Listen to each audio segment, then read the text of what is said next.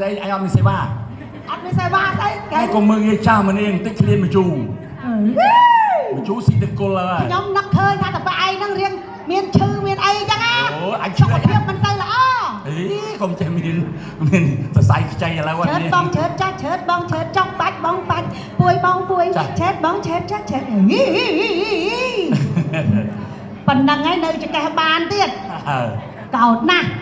ចំណាស់នឹងហើយមិនព្រមទៅធ្វើអាចារ្យចុះមកលេងកាត់សក់រកបកាច់អីទៀតទោះបីយ៉ាងណាអញព្រមធ្វើអាចារ្យបានការជួលអញមកយកលុយចំណាស់នឹងហើយក៏ស្រឡាញ់លុយម្លេះលេះអញស្រឡាញ់មីងណាស្រឡាញ់មិនស្អីស្រឡាញ់លុយម្លេះវាមិនថាណាឃើញលុយស្អប់លុយខ្ញុំមកបើសើធ្វើអាចារ្យខ្ញុំជាមួយឯងផង